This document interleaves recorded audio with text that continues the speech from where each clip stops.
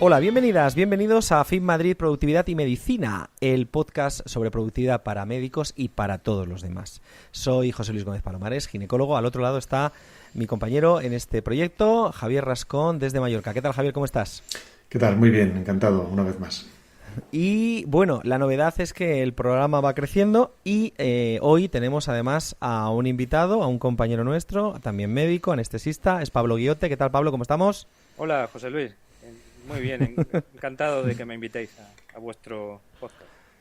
Bueno, los profesionales del conocimiento, los médicos que estamos dentro de ese mundo, de ese grupo, digamos, pues veo que hay muchos de nosotros que también, y de los que estáis escuchando, que estamos interesados en cómo ser mejores médicos, cómo ser mejores profesionales del conocimiento, pues utilizando también la tecnología. Es decir, que Javier y yo no estamos solos en este mundo de la productividad y de la paramedicina en el sentido que estamos usando en el programa, ¿no? De cómo ayudar a los médicos y a los profesionales del conocimiento. Creo que ya lo he dicho 5 veces, Javier. Sí, yo creo que ya el cupo por hoy ya está.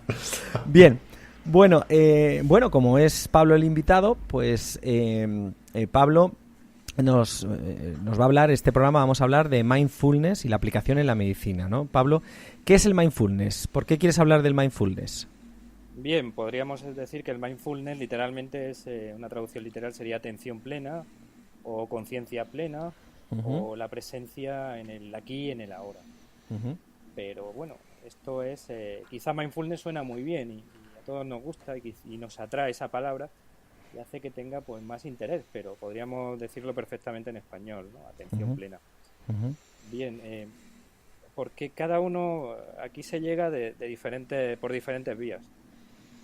Hay gente que llega pues porque en su vida tiene un estrés, quiere mejorar ese nivel de estrés. Otros llegan por una necesidad, otros llegan por accidente, otros porque no lo hemos comentado y algunos pueden que lleguen a través de este podcast a partir de ahora. Seguro. Y bueno, pues realmente es una filosofía de vida, en definitiva. Te sirve para el momento presente y para también para cuando realmente quieres estar solo y profundizar, eso que se dice profundizar en el interior, también es una herramienta útil, ¿no? Y aparte, yo Pablo, llevándolo al terreno práctico, lo de estar presente, ¿no? Yo creo que en cuanto a aplicar a la medicina, hay varias, digamos que el mindfulness hay que hacerlo, ¿no? Probablemente muchos de nosotros, los que estamos ahí en la consulta día a día, lo practicamos. Yo no sé si es mindfulness o no, pero yo siempre digo que, y todos lo hacemos, cuando estás haciendo un acto médico, pues tienes que estar pensando en esa persona y estar centrado en ese punto.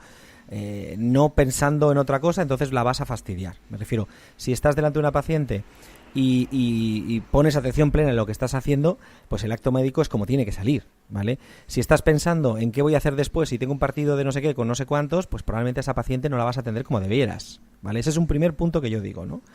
Pero cuando tú me has hablado esta mañana del mindfulness, yo me he acordado que yo a mis pacientes, las pacientes de reproducción asistida, pues como todas las pacientes que tienen una enfermedad, padecen mucho, sufren mucho, ¿vale? Es una patología del deseo de ser madre y las pacientes dicen que es una medicina o son procesos de esperar siempre, se está esperando a ver, ya lo contamos en otro programa, si me queda embarazada o no, si los ovocitos fecundarán o no fecundarán. Entonces muchas veces cuando los veo sufrir tanto les recomiendo el libro El poder de la hora, ¿no? Que eso es habla también del momento presente, ¿no? Esa frase de que el presente es un regalo y por eso se llama presente, ¿no? Y tienes que aprovechar ese regalo que tienes. Y ellas también, porque, corrígeme, lo del mindfulness es vivir el presente y no dejar que tu mente empiece a lucubrar teorías malignas contra ti, probablemente, y que te lleva a una situación de estrés innecesaria, ¿no, Pablo? Sí, efectivamente. El mindfulness, digamos que nace a partir de la experiencia budista, que buscan evitar el sufrimiento mental. Esa es la principal cualidad del mindfulness. Luego, transmitido a lo que es el día a día, es lo que tú vienes a decir, es si el paciente tiene una preocupación por un tema, puede tener un problema de salud, por ejemplo, pues no se puede quedar embarazada o se está tratando. Una cosa es un problema y otro problema es que en tu mente le estés dando vueltas continuamente a eso y no solo el problema que tienes ya de salud, sino el problema mental, y vienen a ser dos problemas.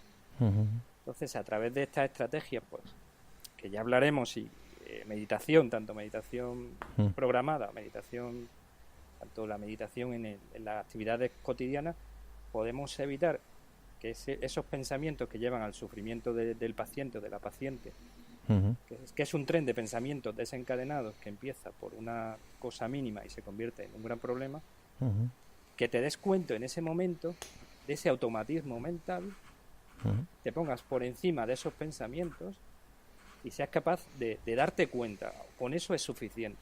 Se puede parar o no, pero al darte cuenta es como cuando ves a un ladrón. El ladrón escapa, el pensamiento igual. Cuando te das cuenta que ese pensamiento te está haciendo daño, desde una visión superior, de una visión, puedes parar un poco esa dinámica. ¿Tan sencillo, Pablo? ¿Tan sencillo puede llegar a ser? No, es muy difícil. Lo que pasa que los médicos, ya sabes, cuando transmitimos mensajes o tratamiento a los pacientes, pensamos que es muy sencillo, pero luego es realmente difícil. No, pero es muy importante porque realmente pasa eso, ¿no? O sea, las pacientes entran en esa dinámica mental de llevarte a unos derroteros que te llevan a un sufrimiento, como dices tú, está la patología y además la patología que tú creas, ¿no? Después y eso que dices de rumiar y rumiar continuamente, es que yo creo que le pasa a muchísima gente, nos pasa a muchísima gente, ¿no? Un poco pensamientos obsesivos, ¿no? Sí, bueno, luego cada uno puede tener un tipo de pensamiento obsesivo o no, pero sirve, no solamente sirve para todo en la vida, sirve como ya hablábamos, ¿no? Cuando estás en la ducha y estás pensando en lo que tienes que hacer luego, y te atormenta a veces, ¿no? Bueno, voy a tener este problema, voy a tener que hacer 1000 cosas. Y sin embargo no disfruta en ese momento, no te das cuenta de que el agua está calentita y que es agradable, ¿no? Pues en el frío que hace, pues pegarte un baño calentito, ¿no? No, está a gusto. Javier, ¿tú el mindfulness has explorado este mundo? Pues más o menos. Lo que, bueno, es un mundo apasionante. Lo que sí creo que hay que dejar un par de cosas claras, ¿no? Porque es un tema muy espinoso cuando los médicos hablamos de cosas que no son estrictamente médicas, ¿no? Yo creo que todos estamos de acuerdo, y me ha gustado lo que ha dicho Pablo, ¿no? Que el mindfulness se puede interpretar como una filosofía de vida, ¿no? No es una terapia, ¿vale? Es decir, que nadie piense que con el mindfulness se va a curar el cáncer, el lupus o lo que sea, no. O la infertilidad. La infertilidad, no. Esto no tiene nada que ver, ¿no? Es un abordaje del pensamiento, la manera que estructuras tú la mente y tal. Yo creo que he hecho mindfulness sin saberlo toda la vida, ¿no? O sea, es como que, bueno, pues siempre la tendencia a concentrarse. Es un poco difícil separar la concentración de la atención plena, pero sí que puede ser distinto, ¿no? Y siempre, bueno, a mí siempre me ha gustado, me ha atraído bastante todo lo que es la filosofía oriental, en concreto el budismo, y en concreto el budismo zen, que es probablemente donde se saca parte de el sustrato teórico, ¿no? de todo el mindfulness. Y bueno, ahí hay un par de cosas, ¿no? Yo creo que está muy bien, o sea, cuando entiendes realmente de qué va esto, de cómo puedes de alguna manera controlar el pensamiento, controlar la atención, vivir el presente, ¿no? Pues experimentar ese presente. Si lo enraizamos con la medicina, yo creo que es fundamental. Esto lo hemos hablado muchas veces, ¿no? Cuando estás en la consulta, cuando estás con un paciente, cuando estás pasando a la planta, es fundamental la conexión con ese paciente. Es decir, más allá de un diálogo o más allá de que nos intercambiemos información, estamos conectando y esa persona a lo mejor te está contando una historia que no tiene nada que ver con lo que le está pasando en realidad, o sí, y si no estás ahí a lo que estás, pues a lo mejor se te van a escapar muchos detalles, ¿no? Muchos detalles. Y gran parte del diagnóstico clínico, del razonamiento clínico se basa precisamente en esto, ¿no? No tanto en pedir pruebas, en pedir cosas, sino muchas veces en escuchar lo que nos estén contando. Y luego la otra deriva que me parece interesante, y hablando ya del tema de la productividad, y hablando de lo que, bueno, generalmente solemos comentar, cuando hablamos, lo diré, de GTD y de David Allen. Ole, ¿no? Muy bien, ya vamos por dos. Solo Solo te falta nombrar a Todoist y ya vamos con... Por cierto, ya está, vale, ya tenemos la Santísima Trinidad nombrada y podemos continuar. Antonio Pues Pimentel, que estará escuchándonos, un saludo, te esperamos, no has podido estar hoy, pero bueno, que un saludo, porque él se estará riendo ahora mismo. Bueno, pues el rollo que iba es la atención plena cuando dices, hablamos siempre de GTD, ¿no? Como el método de productividad pues, por excelencia, ¿no?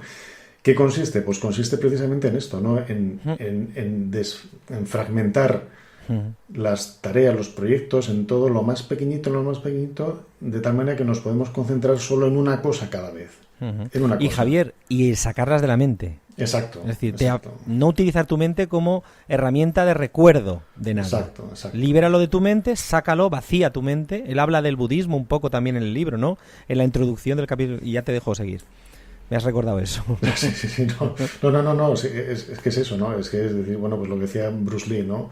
Empty your mind, ¿no? Dices, bueno, pues vacía tu mente, libera tu mente y tal. Bueno, pues probablemente el mindfulness, yo no soy ningún experto en mindfulness, pero sí que es un tema que me atrae y es un tema que he tenido varias discusiones con colegas, sobre todo porque creo que todo esto tiene útil, creo que es muy difícil demostrar científicamente beneficios terapéuticos, no sé si los tiene o no, lógicamente no los podemos poner al mismo nivel que un tratamiento o que un tal, pero lo que sí es que como modelo de estructuración mental o como abordaje del día a día, pues yo creo que es muy interesante.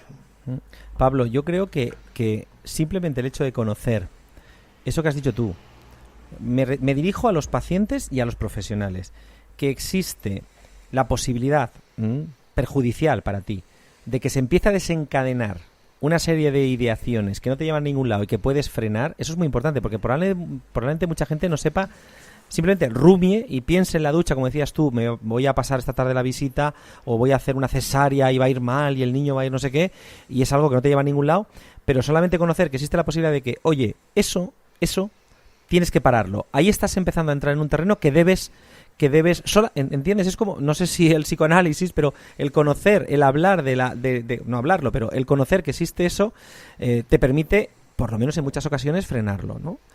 Y voy también a los profesionales, porque nosotros los profesionales sanitarios, yo creo que todo el mundo puede entrar en situaciones de estas de estrés que, como digo, no llevan a ninguna parte, pero es que nosotros estamos sometidos, por ejemplo, los anestesistas, pues en un momento dado pues tenéis que hacer una intervención rapidísima y aquello se puede descontrolar en cuestión de segundos, ¿no? Los ginecólogos, no te digo, en un parto, ¿no? Y los internistas, pues a lo mejor no tanto, pero también. Es decir, los médicos también nos viene bien. O sea, nosotros somos, Pablo, somos un grupo de riesgo, de patología. Somos un grupo de riesgo en cuanto a ansiedad, trastornos psiquiátricos, drogodependencias. Digámoslo claro, cuando estudiamos en la facultad nos decían, los médicos sois un grupo de, ¿no? Es decir, entonces, yo creo que es muy importante y que yo al leer el libro El poder de la hora, pues lo que estaba es buscando herramientas que me redujeran el estrés a la hora de la práctica clínica. Es decir, nosotros, todo el mundo dice que las profesiones que más estrés crean son aquellas en las cuales estás de cara al público. Y nosotros estamos de cara al público, tratando con otras personas y tratando de algo muy importante, mucho, lo más, la salud, ¿no? Entonces, me parece muy importante el practicar el mindfulness. Yo no lo practico, como decía Javier, yo probablemente inconscientemente he llegado a esto también por necesidad, ¿no? Además soy una persona, digamos, activa y estresante. Bueno, estresada. No estresada, porque hago muchas cosas y más o menos las voy lidiando, ¿no? Cada vez yo creo que voy lidiando mejor con todo, ¿no? Pero bueno, entonces yo creo que a los profesionales, Pablo, es importante que los profesionales de la medicina conozcan estas herramientas, ¿no? Bueno, yo creo que sí, porque realmente también una de las aplicaciones es el control del estrés y mejorar tu nivel de concentración en una situación dada, en una situación crítica.